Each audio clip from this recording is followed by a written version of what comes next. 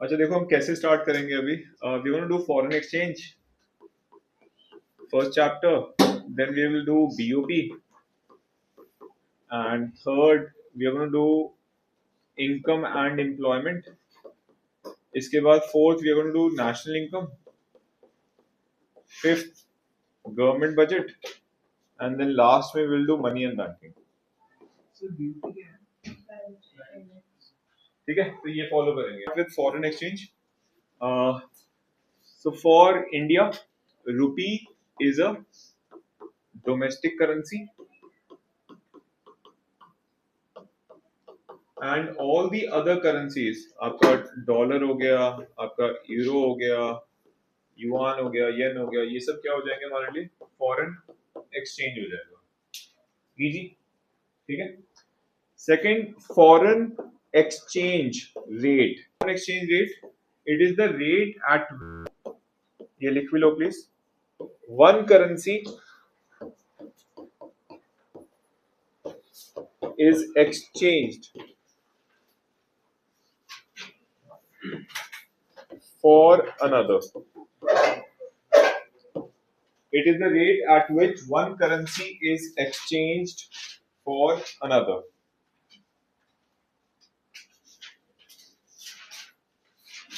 Okay, so $1 equal to rupees 95, 96, whatever it is.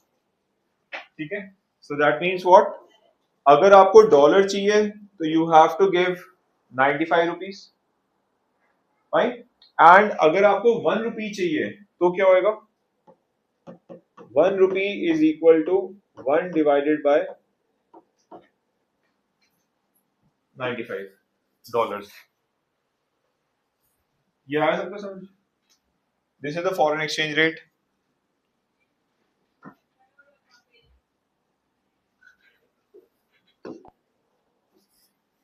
अब एक concept समझते हैं. So let's say earlier $1 was 80 rupees. Now that same dollar you can buy 95 rupees. तो रुपी के साथ क्या हो रहा है, डॉलर के साथ क्या हो रहा है, और रुपी के साथ क्या हो रहा है. सो डॉलर यहां पर आपका एप्रिशिएट हो रहा है,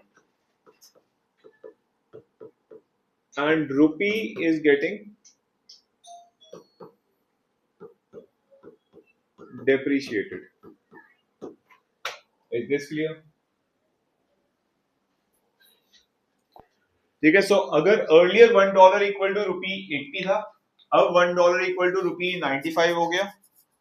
एप्रिशिएटेड रुपी है, बाद डॉलर चेंज हो रहा है, डॉलर चेंज नहीं हो रहा, डॉलर तो वही है. पहले वाले डॉलर से you are able to buy 80 rupees. Now same dollar, dollar तो वही है 1, but you are able to buy more of rupee. So that means you are able to buy more of rupee. That means what? Rupee depreciate, dollar appreciate हो रहा है. ठीक है. अच्छा, यहां पर ये चीज क्या हो रही है, इस सिनेरियो में क्या हो रहा है, आपका जो फॉरेन एक्सचेंज रेट है दैट इज इंक्रीजिंग. ये लिख लो please. Foreign exchange rate is increasing.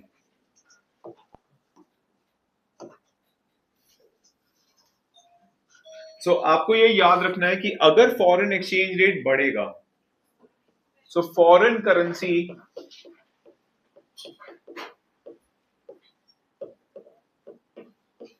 will appreciate and domestic currency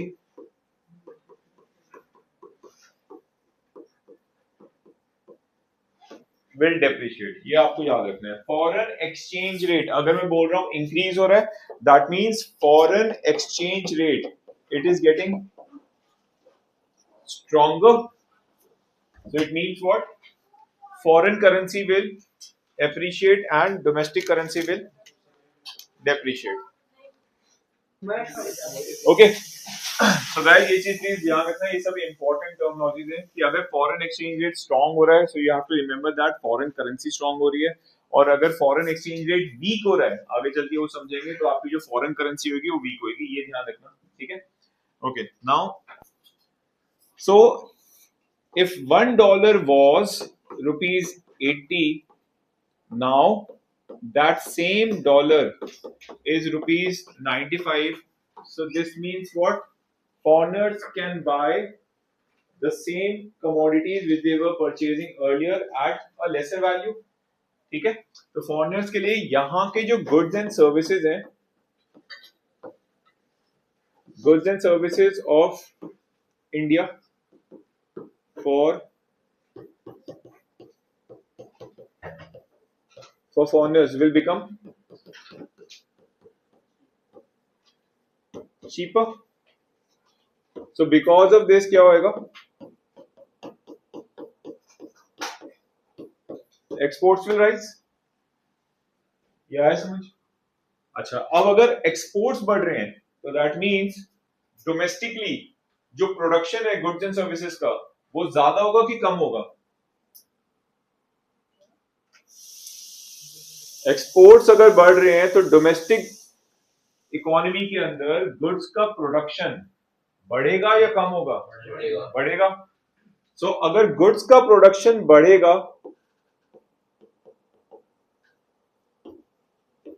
so national income will rise.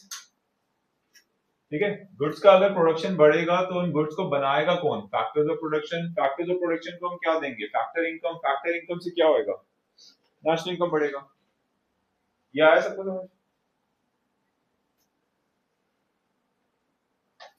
And अगर मैं इंपोर्ट्स की बात करूं, इंपोर्ट्स पे क्या इंपैक्ट आएगा?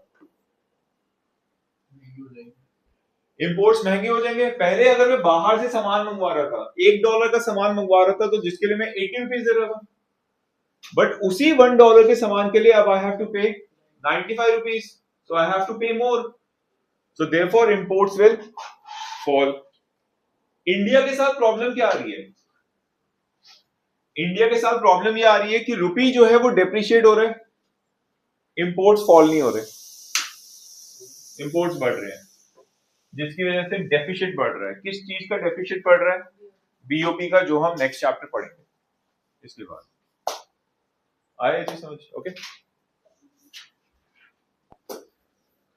Again $1 earlier was ₹80. Now that same dollar is ₹95.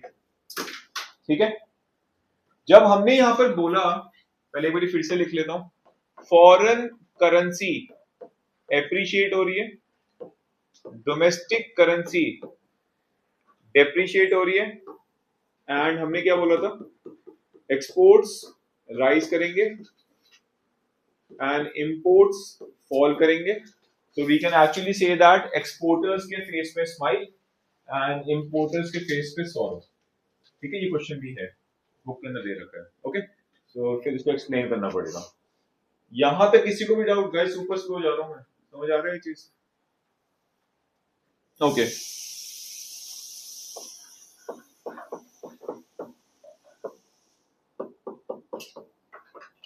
What do you mean by supply of foreign exchange? Supply of foreign exchange का मतलब है आरबीआई के पास कितनी फॉरेन करेंसी ऐड होते चले जा रही है, आरबीआई के पास कितने डॉलर्स ऐड होते चले जा रहे हैं, एक डोमेस्टिक इकोनॉमी के पास कितने फॉरेन एक्सचेंज ऐड होते चले जा रहे हैं, दैट इज सप्लाई। अगर रुपी वीक हो रहा है तो आइडियली एक्सपोर्ट्स बढ़ने चाहिए, क्योंकि फॉरेनर्स के लिए यहाँ के गुड्स क्या हो रहे हैं? सस्ता। फॉरेनर्स के लिए यहाँ पर गोवा घूमना क्या हो रहा है? सस्ता। तो पहले वो 1 महीने के लिए आते थे, वो 3-3 महीने पड़े रहेंगे यहाँ पर। ठीक है, something like that. Fine, tourism सस्ता हो जाएगा इंडिया में, तो more foreign citizens will be coming to India. Okay, so वो क्या लेकर आएंगे? So they will bring their country currency, वो अपनी कंट्री की करेंसी लेकर आएंगे। सो इंडिया के अंदर क्या आएगा? इंडिया के अंदर सप्लाई ऑफ फॉरेन करेंसी आएगी, सप्लाई ऑफ फॉरेन एक्सचेंज आएगा। Fine, so if the exchange rate, ये क्या लिखा था मैंने, क्या बताया था मैंने? If the foreign exchange rate rises, if the foreign exchange rate rises, so supply of foreign currency will also rise। यह है समझ? ठीक है, क्योंकि इंडियन गुड्स चीप होते चले जा रहे हैं फॉरेनर्स के लिए, दे विल बाय मोर, तो वो फॉरेन करेंसी पे करेंगे for those goods. Indian goods सस्ते होते चले जा रहे हैं तो टूरिज्म यहाँ पर बढ़ेगा, foreigners will come to India, visit India, तो जिसकी वजह से टूरिज्म बढ़ने की वजह से यहाँ पर क्या आएगा, फॉरेन करेंसी आएगी. So again I am repeating, foreign exchange rate अगर बढ़ेगा तो सप्लाई ऑफ फॉरेन एक्सचेंज क्या होगा, इंक्रीज होगा. So there is a positive relationship between foreign exchange rate and supply of foreign currency. तो इसको ड्रॉ करते हैं जरा.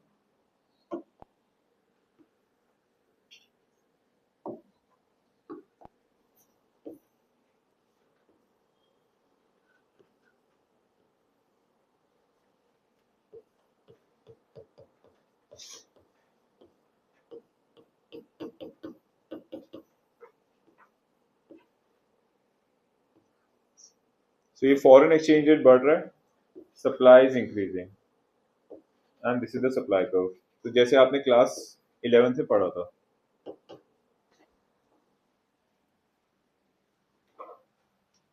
किसी को समझ आएगा? ठीक है. सो इससे क्या डिटरमाइन होता है, इससे ये डिटरमाइन होता है कि foreign exchange rate and supply of foreign exchange are positively related. That means अगर फॉरेन एक्सचेंज रेट बढ़ेगा तो सप्लाई ऑफ फॉरेन एक्सचेंज बढ़ेगा, अगर फॉरेन एक्सचेंज रेट कम हो जाएगा सप्लाई ऑफ फॉरेन एक्सचेंज भी कम हो जाएगी. ठीक है, वाइस वर्सा. ये चीज देखो, अगर ये यहाँ से यहाँ चले जाता है तो यहाँ से सप्लाई भी कम हो जाएगी. एंड सिंपल सा लॉजिक है. फॉन्ट अगर ये यहाँ से यहाँ नीचे चले जाता है तो पहले फॉरेनर्स इंडिया में आ रहे थे, उनको $1 के लिए 95 रुपीज का सामान इंडिया से वो बाय कर पा रहे थे. अब ये नीचे चले जाता है फॉरेन एक्सचेंज रेट, तो उसी सेम डॉलर से they will be able to buy less. तो वो इंडिया के गुड्स परचेज नहीं करेंगे, वो गोवा में 3 महीने के लिए नहीं रहेंगे, वो 1 महीने के लिए रहेंगे. तो इससे क्या होगा, सप्लाई कम हो जाएगी. ठीक है, डन. लिख लिया, आगे बढ़े.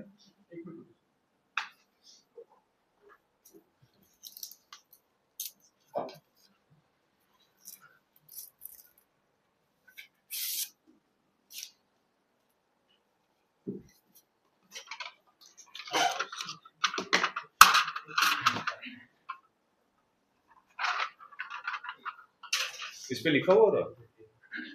हाँ, लिखा हुआ.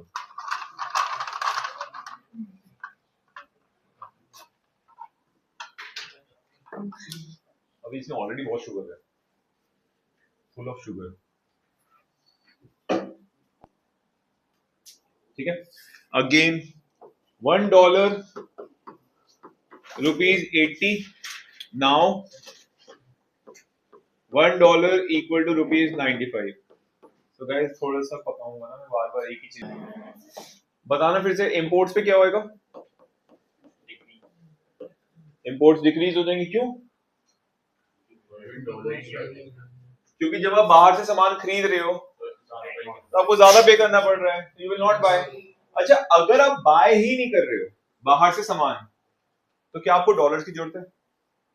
मतलब मैंने डॉलर रखे हुए हैं, मैं यहाँ पर B10 की मार्केट में जाता हूँ, जिसका पैकेट परचेज करता हूँ, डॉलर दूंगा. Dollar is only required, foreign exchange is only required when you are purchasing goods and services from outside, abroad.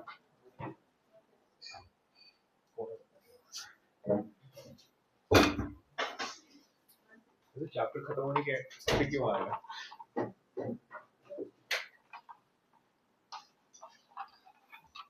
We are doing foreign exchange. So guys, dollar की जरूरत हमें तभी है when we are purchasing goods from B10 market, abroad. Fine. Okay. So इस situation में देखो, what will happen to demand of foreign exchange? Demand for foreign exchange will fall. Imports के लिए I have to pay in foreign currency, and अगर imports ही decrease हो रहे हो,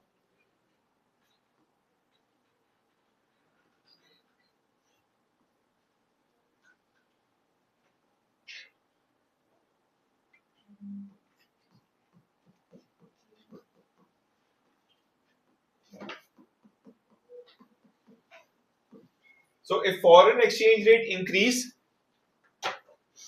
बाहर घूमने जाना महंगा, ठीक है, बाहर से गुड्स परचेज करना महंगा, बाहर पढ़ने जाना महंगा, बाहर इन्वेस्टमेंट करना महंगा।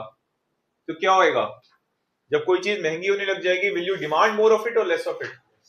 लेस। तो आप फॉरेन करेंसी की डिमांड भी कम करोगे, तो that will result in fall in the demand for foreign currency. And अगर ये उल्टा हो जाता है, फॉरेन एक्सचेंज रेट अगर फॉल हो जाता है, so demand for foreign currency will rise.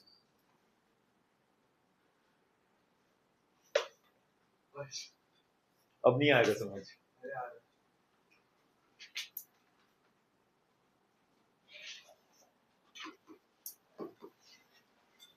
ठीक है, इज दिस क्लियर? नेक्स्ट लिखो। अर्लियर एक बार एक सेकंड वापस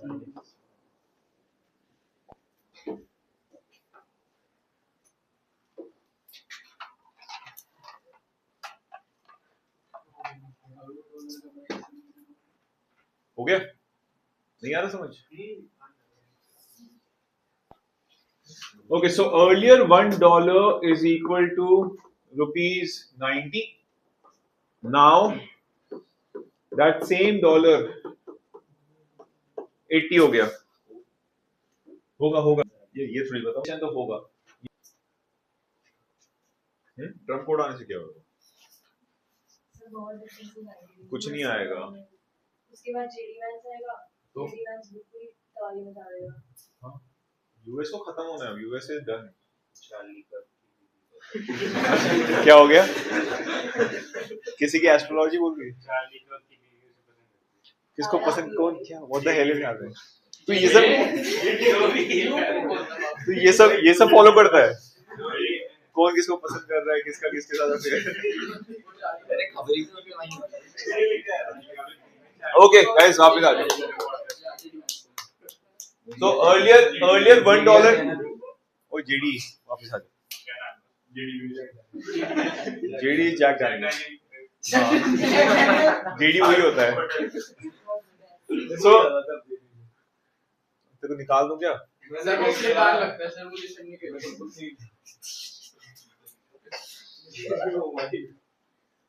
So guys, earlier $1 equal to 90, now $1 equal to 80. क्या हो रहा है? So यहाँ पर dollar is depreciating and rupee appreciate हो रहा है। ठीक है? So this means that when foreign exchange rate falls, foreign currency will depreciate and domestic currency will appreciate. अगर फॉरेन करेंसी डेप्रिशिएट हो रही है, डोमेस्टिक करेंसी एप्रिशिएट हो रही है, then supply of foreign exchange will fall because supply and foreign exchange rate both are positively related.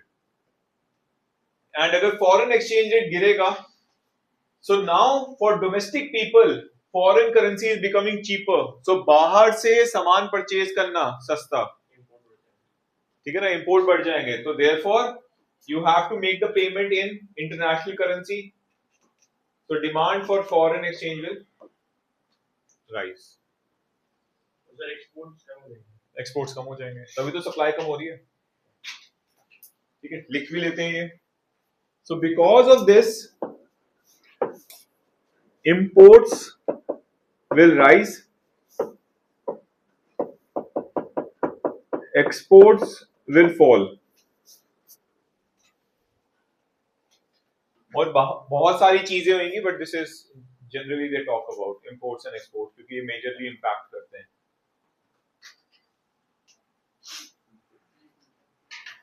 अगर import rise हो रहा है तो इसका मतलब क्या है? जो डोमेस्टिक पॉपुलेशन है, they are purchasing more of goods from abroad. Phone बंद कर दे। जो डोमेस्टिक पॉपुलेशन है, they are purchasing more of the goods from abroad, तो मतलब वो यहां के गुड्स परचेज नहीं कर रहे, तो यहां के गुड्स की जो डिमांड है दैट विल फॉल। ठीक है, दूसरा यहां पर एक्सपोर्ट्स भी कम हो गए, तो प्रोड्यूसर प्रोडक्शन को बढ़ाते चले जाएगा या कम करेगा? आपके एक तो एक्सपोर्ट्स कम हो रहे हैं, तो प्रोड्यूसर प्रोडक्शन को कम करेगा, and secondly you are purchasing from abroad, क्योंकि बाहर के गुड्स चीपर हो गए, तो इसका मतलब यहां पर डोमेस्टिक गुड्स की डिमांड और कम हो गई। तो प्रोड्यूसर क्या करेगा? प्रोडक्शन को रिड्यूस करेगा, प्रोडक्शन को रिड्यूस करेगा तो क्या होएगा? एम्प्लॉयमेंट कम होएगी, एम्प्लॉयमेंट कम होएगी तो क्या होएगा? National income will fall. So this will indirectly result in fall in the national income. ये लिख लो।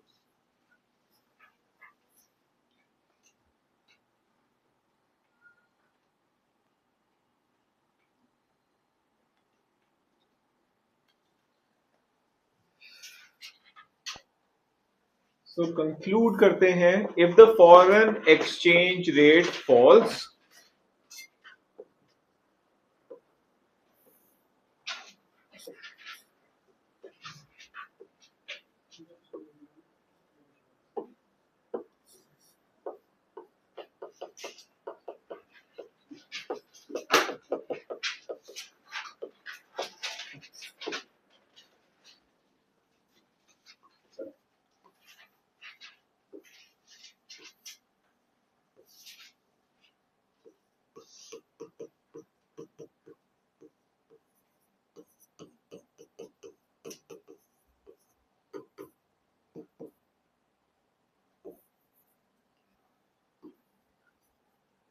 तो डिमांड आपकी इंक्रीज होगी, सप्लाई आपका डिक्रीज होगा। सो डिमांड के साथ नेगेटिव रिलेशन, सप्लाई के साथ positive relation.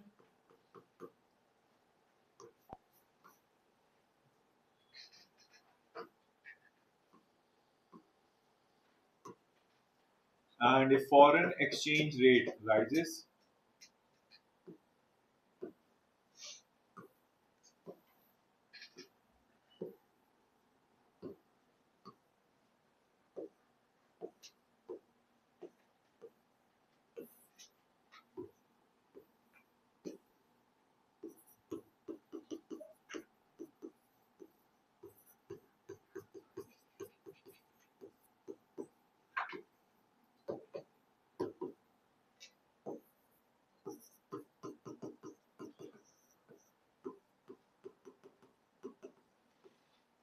the supply will rise.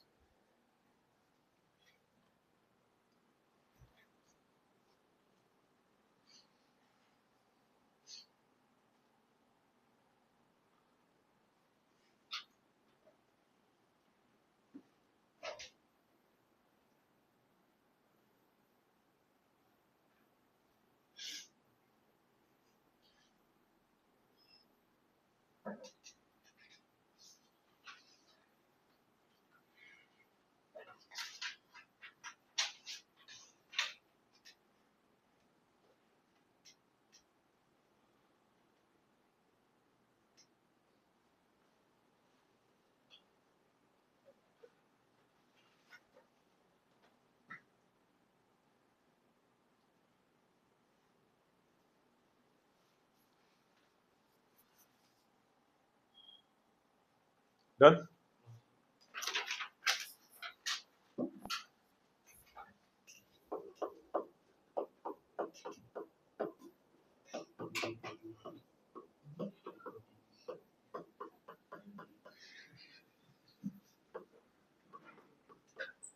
First लिखो fixed exchange rate.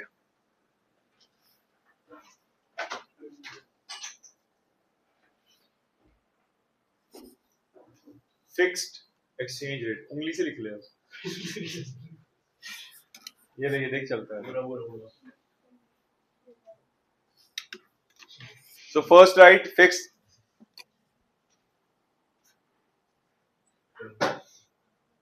exchange rate। चलो यार फटाफट, क्या है ये? अरे इसको निकालो यहाँ से, टाइम वेस्ट कर रहा है। तो तेरी गलती है।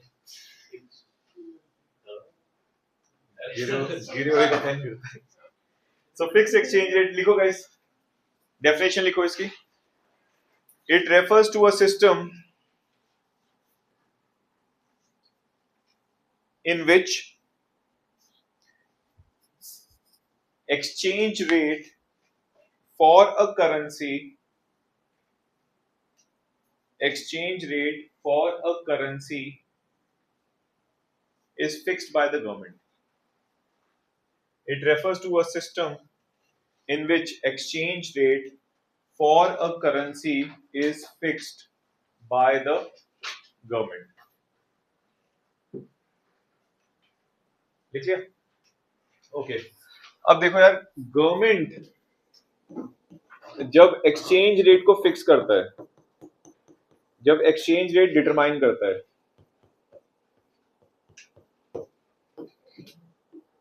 इसमें गवर्नमेंट दो चीजें कर सकता है. Government can decrease the value of domestic currency in terms of foreign currency, and government can increase the value of domestic currency in terms of foreign currency. मतलब एक्सचेंज रेट है अभी मार्केट के अंदर, let's say $1 equal to 95. Indian government बोलती है यार हम fix कर रहे हैं एक्सचेंज रेट, हम $1 इक्वल टू 80 ही मान के चलेंगे. ऐसा नहीं है सुबह उठे उनका मन करा $1 इक्वल टू 80 कर दो तो हाँ जी, ऐसा नहीं होता. विल डिस्कस कि ये कैसे करते हैं. और लेट्स से इंडियन गवर्नमेंट ने क्या बोला, इंडियन गवर्नमेंट ने बोला $1 equal to 80, this will be applicable from today. तो इंडियन गवर्नमेंट ने क्या करा, डोमेस्टिक करेंसी की वैल्यू गिरा दी या बढ़ा दी. तो काफी स्टूडेंट्स के ना माइंड में ये भी आता है, देखो अब ये नहीं बोल रहा कि इसको समझ आता है उसको समझ नहीं आता, मतलब ठीक है आप लोगों के माइंड में क्या आ सकता है, आप बोलो यार $1 इक्वल टू 95 था, $1 इक्वल टू 80 हो गया, रुपी तो गिर गया.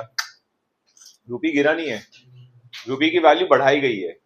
फाइन, क्योंकि आप उसी डॉलर से पहले 95 रुपीज का सामान खरीद पा रहे थे, अब उसी डॉलर से 80 रुपीज का सामान खरीद पाओगे ना. So you are able to buy less rupee from the same dollar, तो रुपी की वैल्यू बढ़ रही है. फाइन, बट जब ये गवर्नमेंट करेगा ना, रुपी की वैल्यू को बढ़ा देगा purposely, that is known as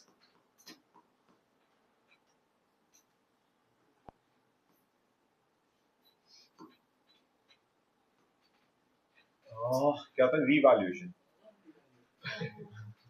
शांति रखो यार, एक मिनट रुको, I think I am wrong. हाँ ठीक है, इसको बोलेंगे revaluation of rupee. And decrease in the value of domestic currency. तो गवर्नमेंट अगर पर्पसली डोमेस्टिक करेंसी की वैल्यू को नीचे गिरा रहा है, so that is known as devaluation of rupee. हाँ, जो 1991 में उनने बीओपी को करेक्ट करने के लिए, बीओपी को डेप्रिशिएट नहीं करा था, डीवैल्यू करा था. मेंटेन करने के लिए दे डीवैल्यूड द करेंसी. अब एक चीज देखो, हमने यहां पर क्या पढ़ा, हम यहां पर अभी बोल रहे थे डेप्रिसिएशन एप्रिसिएशन. अभी हमने क्या चेंज कर दिया इसको, we have change it to devaluation revaluation. So depreciation appreciation होता है कहां पर, फॉरेन एक्सचेंज मार्केट के अंदर. सो फॉरेन एक्सचेंज मार्केट के अंदर there are forces of demand and supply, जिसके बेसिस पे फॉरेन एक्सचेंज रेट डिटरमाइन होता है. क्लियर? तो वहां पर क्या होता है, वहां पर होता है एप्रिसिएशन डेप्रिसिएशन. ओके, वो मार्केट अलग है. That market is known as flexible exchange rate system. जो इंडिया है वो flexible exchange rate system follow नहीं करता, और जो इंडिया है वो फिक्स्ड एक्सचेंज रेट सिस्टम भी फॉलो नहीं करता, जो अभी हमने डेफिनेशन जिसकी लिखी है. फाइन, इंडिया क्या फॉलो करता है, India managed floating rate, manage flexible rate system follow करता है, उससे हम आएंगे. Fine, but we are constructing a hypothetical example and understanding कि अगर फिक्स एक्सचेंज रेट सिस्टम होता है तो उसके अंदर how does the government is able to fix the currency in terms of foreign currency. And government अगर अपनी domestic currency को गिरा देती है, उसकी वैल्यू को कम कर देती है, so that is not called as depreciation, that will be called as devaluation. Clear? Under fixed exchange rate system. And government अगर अपनी डोमेस्टिक करेंसी को बढ़ा देती है तो फिक्स एक्सचेंज रेट सिस्टम में हम उसको क्या बोलते हैं, रीवैल्यूएशन बोलते हैं, एंड नॉट एप्रिसिएशन. ये आया समझ?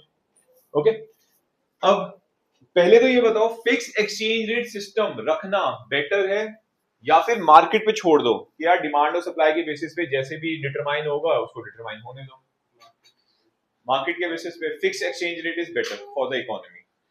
फिक्स एक्सचेंज रेट सिस्टम क्यों बेटर है, अब खुद सोचो यार. You want to make an investment abroad, आप यूरोप के अंदर, यूएस के अंदर, ऑस्ट्रेलिया के अंदर, सिंगापुर के अंदर इन्वेस्टमेंट करना चाहते हो. जब आप वहां पर लैंड वगैरह देख कर आए, लेट्स से कितने का मिल रहा था, $1 लाख का, उस टाइम पे डॉलर कितना था, 70 रुपीज था, तो आपने 1 लाख इंटू 70 करा, 70 लाख रुपीज आ गया। फाइन। जब खरीदने गए पता चले $1 इज इक्वल टू कितना हो गया, 80 रुपीज हो गया। लैंड की वैल्यू तो वही है, बट आपके तो 10 लाख रुपए गए फालतू। ये आया समझ? सो इसीलिए fix exchange rate system is better, क्योंकि उसमें क्या होता है, उसके अंदर कैपिटल मूवमेंट्स के अंदर स्टेबिलिटी होगी and they will be trade stability. Trade stability का मतलब जो एक्सपोर्टर हैं, इंपोर्टर हैं, they don't have to worry about कि यार फॉरेन एक्सचेंज रेट की वजह से हमें लॉस हो सकता है। कोई अगर इन्वेस्ट कर रहा है इंडिया के अंदर या फिर कोई अब्रॉड इन्वेस्ट कर रहा है इंडिया से जाके बाहर, they don't have to worry about foreign exchange rate की वजह से हमें कोई लॉस होगा। आया लॉजिक समझ कि क्यों ये बेटर है? सो पहला पॉइंट लिखो इसके अंदर, the basic purpose of adopting this system, the basic purpose of adopting this system is to ensure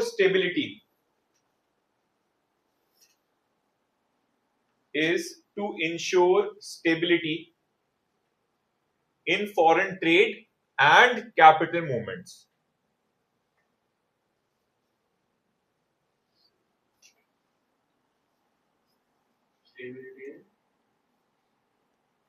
Foreign trade and capital movements.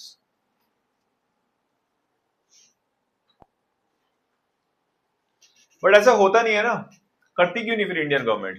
Indian government बोल दिया है कि हमें चाहिए $1 इक्वल टू ₹80, हम तो यही फॉलो करेंगे। क्या कर क्यों नहीं पा रहे फिर?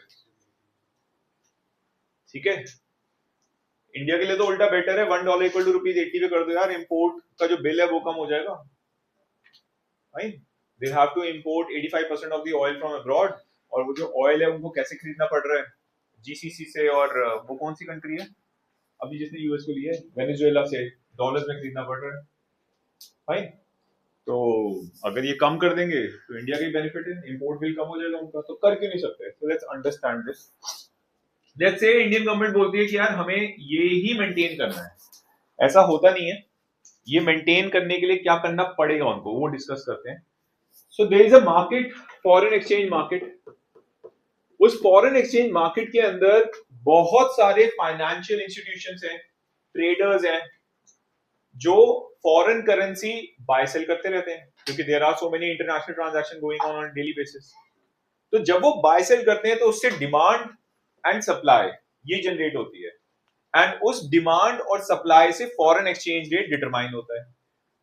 सो मान के चलते हैं कि वो फॉरेन एक्सचेंज रेट कितना डिटरमाइन हुआ, ये आ गया।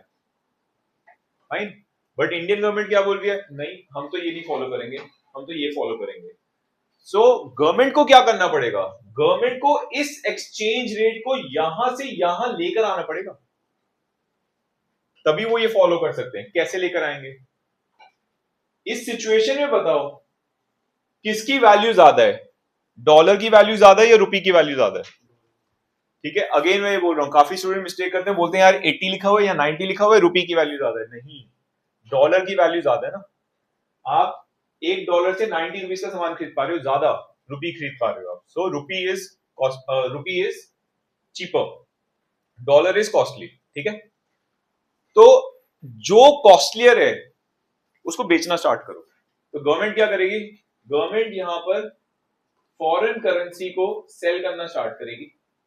तो फॉरेन करेंसी को सेल करेगी तो फॉरेन करेंसी मार्केट के अंदर उसकी सप्लाई बढ़ जाएगी, एंड रुपी को बाय करेगी, तो रुपी को बाय करेगी तो फॉरेन रुपी की सप्लाई मार्केट से कट हो जाएगी। तो जिसकी सप्लाई ज्यादा, ठीक है, क्लास 11 से पढ़ा होगा एक्सेस सप्लाई, जहां पर हमने वो डिमांड और सप्लाई को इंटरसेक्ट करते थे। एक्सेस सप्लाई आता था, एक्सेस सप्लाई आता था तो हम बोलते थे प्रोड्यूसर्स का सामान बिक नहीं रहा, तो वो क्या करते थे, प्राइसेस को कम कर देते थे। सेम चीज, अगर डॉलर की एक्सेस सप्लाई होगी तो दैट मींस व्हाट, डॉलर के बायर्स कम है, सप्लाई ज्यादा है, तो डॉलर का रेट कम आ जाएगा। क्लियर?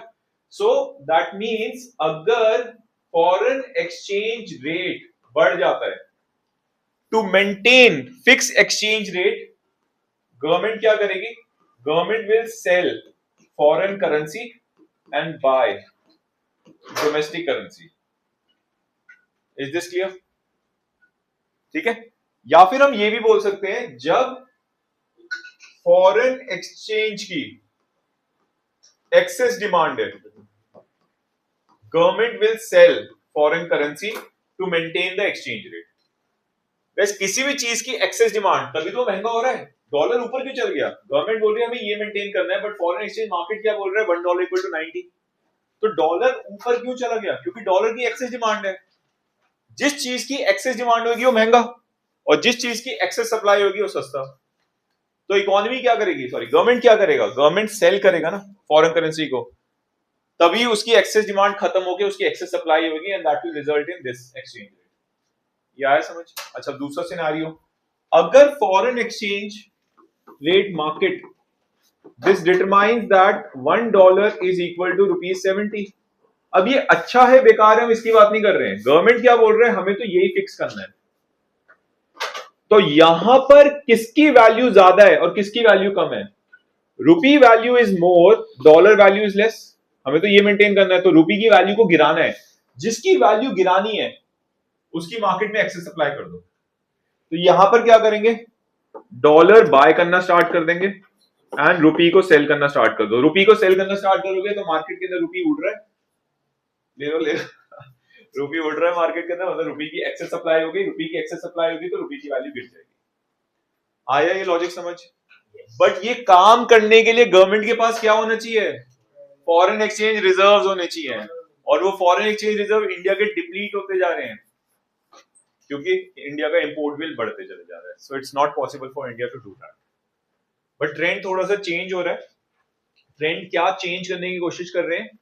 कई साल पहले, सालों साल पहले, I don't know which year, 1930 वगैरह या उससे पहले होगा, जो करेंसी डिटरमाइन होती थी वो कैसे डिटरमाइन होती थी? गोल्ड में डिटरमाइन होती थी। तो अगर आप थोड़ा सा न्यूज़पेपर वगैरह पढ़ो रिलेटेड टू इकोनॉमिक्स वगैरह, तो आपको ये चीज मिलेगी कहीं ना कहीं कि जितने भी फॉरेन फाइनेंशियल इंस्टीट्यूशंस हैं, जितने भी कंट्रीज के जो एपेक्स बैंक है, सेंट्रल बैंक है, वो क्या कर रहे हैं? They are start purchasing this gold, क्योंकि वो चाहते हैं कि आगे चल के जो करेंसी है that should be determine in the value of gold and not it should not be dollar dominated. Fine. आज की डेट में क्या हो रहा है? आज की डेट में अगर मुझे ये पता लगाना है कि यार मुझे लेट्स से ऑस्ट्रेलिया जाना है, तो ऑस्ट्रेलियन डॉलर की वैल्यू क्या होनी चाहिए और इंडियन रुपी की वैल्यू क्या होनी चाहिए? सेम होनी चाहिए या ऑस्ट्रेलिया की ज्यादा होनी चाहिए, इंडिया की कम होनी चाहिए, व्हाटएवर। कैसे करते हैं हम? हमें पता है कि $1 equal to 90 and $1 is equal to 5 Australian dollars. उससे हम निकाल लेते हैं कि इंडिया और यूएसडी क्या होगा, इंडिया और एयूडी क्या होगा। तो हर चीज आज की डेट में क्या हो रहा है? डॉलर से लिंक्ड हो रखा है। सो इसको क्या करना चाहते हैं? वो डी डॉलराइज करना चाहते हैं, वो चाहते हैं ये हटाओ। तो सबसे आगे अभी कौन है? सबसे आगे चाइना है। China is continuously buying gold from the international market physical form में। तो चाइना क्या चाहता है? चाइना चाहता है कि बुलियन में, मतलब गोल्ड में, फॉरेन एक्सचेंज रेट जो है वो डिटरमाइन हो and not in terms of dollars वगैरह। तो ये होगा आने वाले टाइम में। हाँ, कौन चाहता है? अच्छा वैसे ओके। अच्छा, सो गाइस लिखो जरा, नेक्स्ट पॉइंट लिखो please. To achieve stability the government will buy foreign currency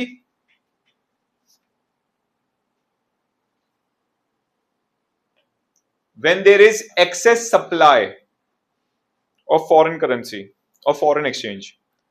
To achieve stability, government will buy foreign currency when there is excess supply of foreign exchange.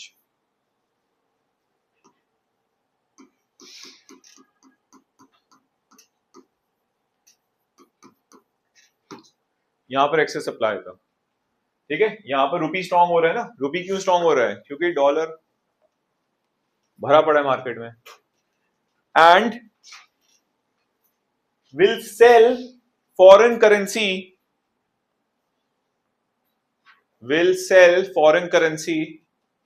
when there is excess demand of foreign exchange. ये logic सबको समझ आया?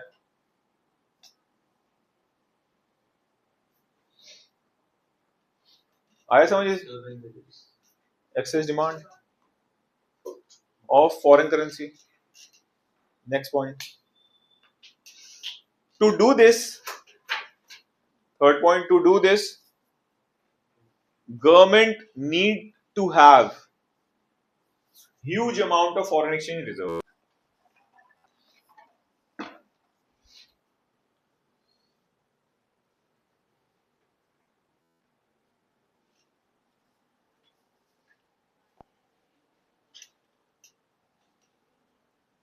ठीक है, अभी भी guys ऐसा नहीं होता कि गवर्नमेंट सुबह सुबह उठी और बोलती है, मोदी बोलता है आज चलो यार मन कर रहा है $1 इक्वल टू 80 रुपीज करवाते हैं, ऐसे नहीं होता. So how do they fix, मतलब वो चाहते हैं, गवर्नमेंट चाहती है कि $1 इक्वल टू 80 रुपीज करना है, ये कैसे फिक्स करेंगे, कैसे डिटरमाइन करेंगे, या $1 इक्वल टू 70 रुपीज करना है, कैसे करेंगे. ऐसी रफ एग्जांपल देखते हैं. लेट्स से यूएस के अंदर $1 में you will get 2.5 grams of gold. Okay, and यार यूरो कैसे लिखते हैं, ऐसे होता है क्या? सी बना के सी और ठीक है, चल जाएगा, समझ आ गया. So 1 euro is equal to 5 grams of gold. ठीक है, अब इसको भी जरा 5 ग्राम बना देते हैं. सो इसको इंटू 2 कर देता हूँ, इंटू 2 कर देता हूँ, तो that means $2 is equal to 5 grams of gold. So 1 euro is equal to 5 grams of gold, and 5 grams of gold is equal to $1. Oh, sorry, $2. तो ये हो गया आपका करेंसी. ठीक है, तो गोल्ड के बेसिस पे ऐसे सेट होगा, राइट?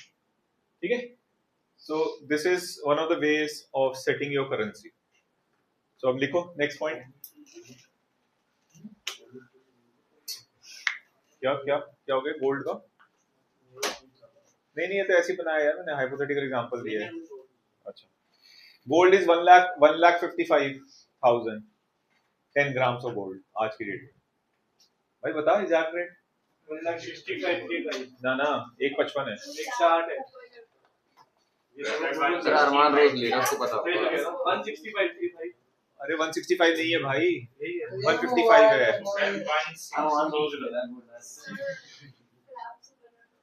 हाँ, 165 तो है ही नहीं, 155 क्या सर? अरे नहीं है भाई, अबे गलत देख रहा है. 157 कल था यार, इतना थोड़ी बढ़ जाएगा. कल ही फॉल हुआ है, 155 है. 150 तो ठीक है, 155 156. 165 कहाँ पहुंच गया वो? सीधा 10,000 रुपए उसने ऐड कर दिए. बेटा 22 ग्राम तो नहीं देख रहा, 22 कैरेट, सॉरी. मैं उसका देख रहा हूं. कुछ नहीं देख रहा था तू. भाई ऊपर पे देख रहा था. अबे यार 155 का अगर है, अगर 155 का 10 ग्राम्स है तो उस पे 15% टैक्स लगेगा ऊपर से, अगर फिजिकल बाय करते हैं तो क्या फायदा भाई. तुझे अपने घर का हाउस होल्ड बिजनेस नहीं आता, बताओ. क्यों बोल रहा है? मैंने 2-3 चीजें पूछी थी.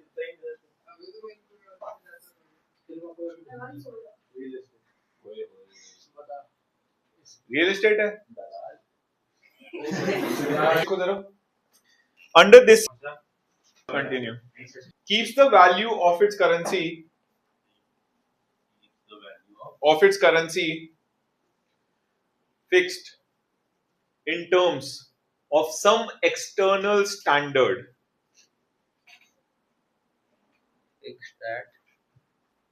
Currency fixed in terms of some external standard that can be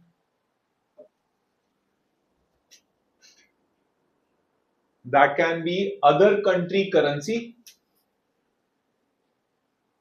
comma, gold, comma, silver, comma, other precious metals.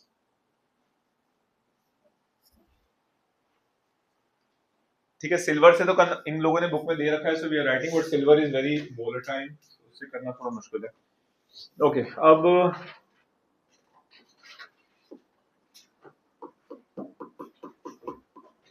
So when the currency is fixed, ठीक है, on the basis of some other currency, then that is known as pegging. Pegging.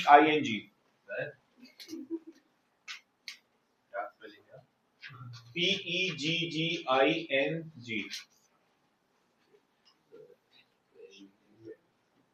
So when the domestic currency value is fixed with some other international currency, that is known as pegging.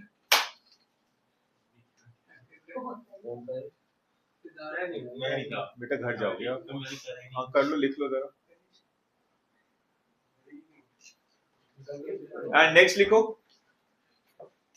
When the domestic currency value is determined in terms of other currency or any other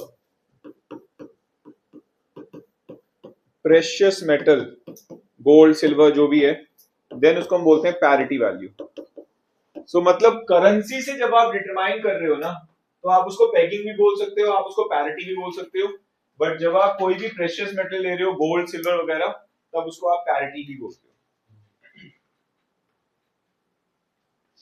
Next लिखो flexible exchange rate. Second, flexible exchange rate. If you have space, बस एक चीज लिख लेना यहाँ पर, एक line और ऐड कर लो फिक्स एक्सचेंज रेट के अंदर, या फिर अगर कर लिया है तो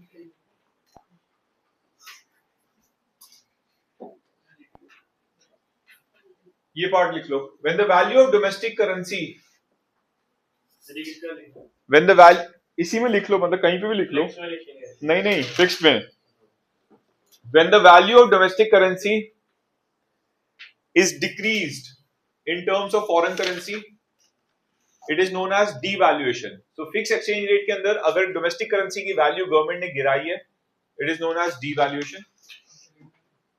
When the value of domestic currency is decreased with respect to the foreign currency, ठीक है, devaluation. और जब increase कर देती है गवर्नमेंट, उसको हम revaluation बोलते हैं. ये लिख लेना बस.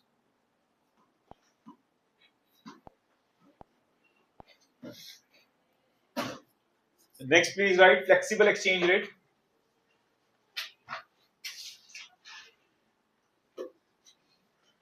Also known as free exchange rate.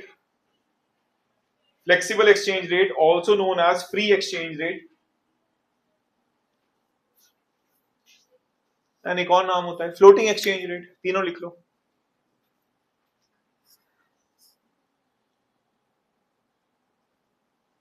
Okay, इसके अंदर please write under this system. Under this system, the exchange rate is determined. The exchange rate is determined by the forces of demand and supply.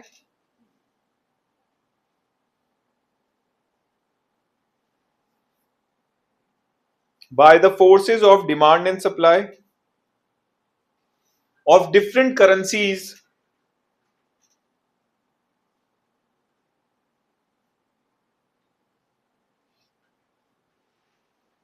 in the foreign exchange market.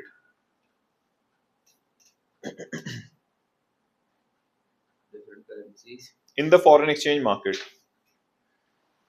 तो यहां पर government का कोई role नहीं है. एक foreign exchange market है, वहां पर बहुत सारे फाइनेंशियल इंस्टीट्यूशंस, ट्रेडर्स, रिटेलर्स क्या कर रहे हैं, बाय सेल कर रहे हैं अलग अलग करेंसीज. उसी से करेंसीज की डिमांड निकल के आ रही है, सप्लाई निकल के आ रही है, उसी से आपका फॉरेन एक्सचेंज रेट डिटरमाइंड हो रहा है. सो क्या यहाँ पर गवर्नमेंट इंटरवेंशन है? नहीं. तो लिखो second point, there is no government intervention. There is no official government intervention.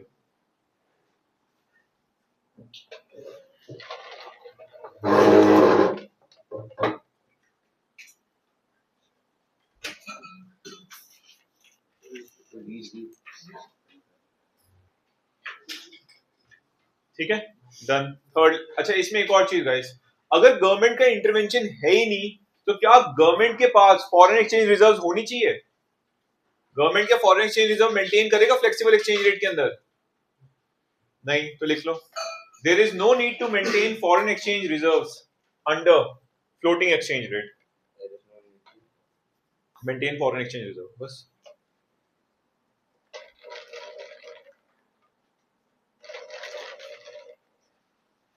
Last type लिखो, मैनेज्ड फ्लोटिंग रेट सिस्टम। ये हाइब्रिड होता है।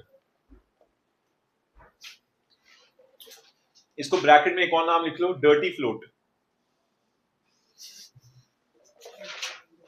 जो आपका फ्लोटिंग एक्सचेंज रेट था वो क्या था? फ्री फ्लोट था या क्लीन फ्लोट था? ये क्या होता है? डर्टी फ्लोट होता है। ये इंडिया फॉलो करता है। सो इसमें लिखो, it refers to a system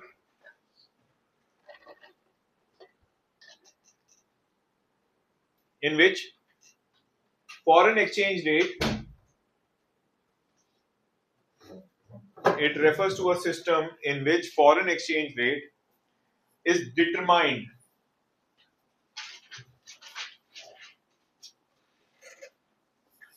by market forces of demand and supply,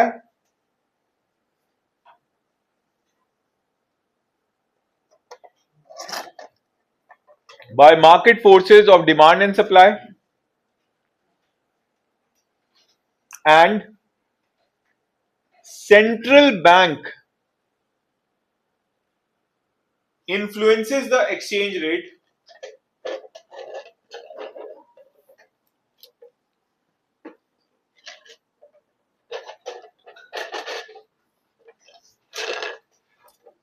central bank influences the exchange rate through intervention in the foreign exchange market.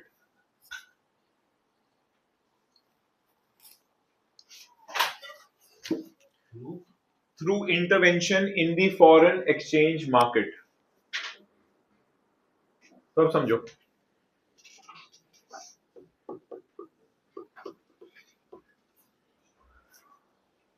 So demand and supply के basis पे foreign exchange rate determine हुआ, $1 equal to 60 rupees. कोई interfere नहीं कर रहा। Central bank बोलता है कि अगर ये $1 इक्वल टू 58 हो जाए हमें कोई प्रॉब्लम नहीं है, अगर ये $1 इक्वल टू 62 63 रुपीज हो जाए हमें कोई प्रॉब्लम नहीं है, बट इस रेंज से अगर बाहर चला गया तो सेंट्रल बैंक विल इंटरवीन। बेटा उठ जा, सुबह हो गई, घर जाके सो लियो। हाँ, तो आंखें बंद करके यहाँ कैसे देख पा रहा है? मतलब what is the talent, tell me that. आंखें, हाँ, ब्लिंक इतना लंबा, मतलब वो वॉशरूम जाके आ भी गया, आंखें बंद।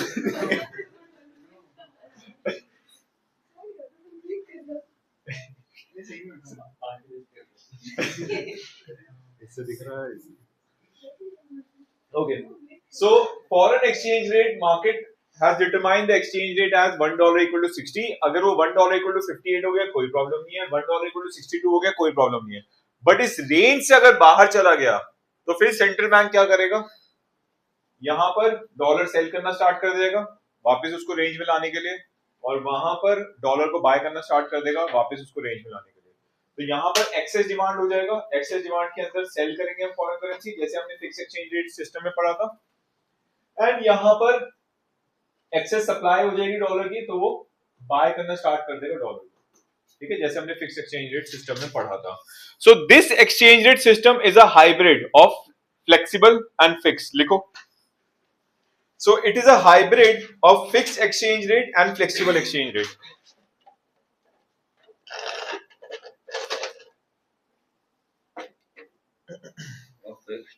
एंड फ्लेक्सिबल, दो ही तो पढ़े इससे पहले। इसमें फिर फर्स्ट पॉइंट लिखो, हाइब्रिड कैसे एक्सप्लेन करते हैं इसको। पहला पॉइंट लिखो, like flexible exchange rate, like flexible exchange rate, the foreign exchange rate is determined by the forces of demand and supply. like flexible exchange rate, the exchange rate क्या क्या लिखा था? हाँ, the foreign exchange rate is determined by the forces of demand and supply. And second लिखो like fixed exchange rate system.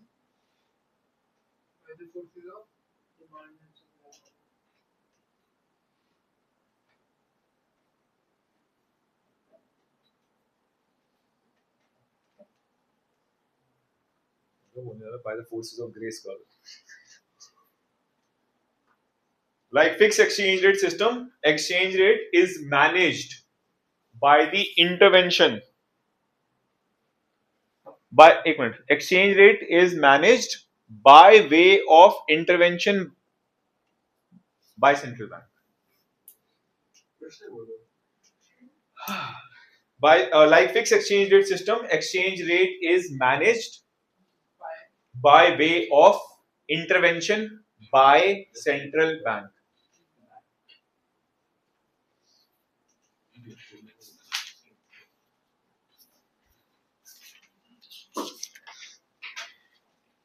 Guys books में आ जाओ अपने page number 11.1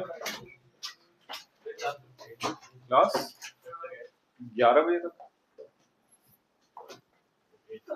late आया तू सुबह लेट आया था तू 8 बजे कहाँ आया हाँ तो बस your fault so guys page number 11.1 से you have to complete till page number 11.7 right so इतना आप पढ़ के आओगे कल की क्लास तक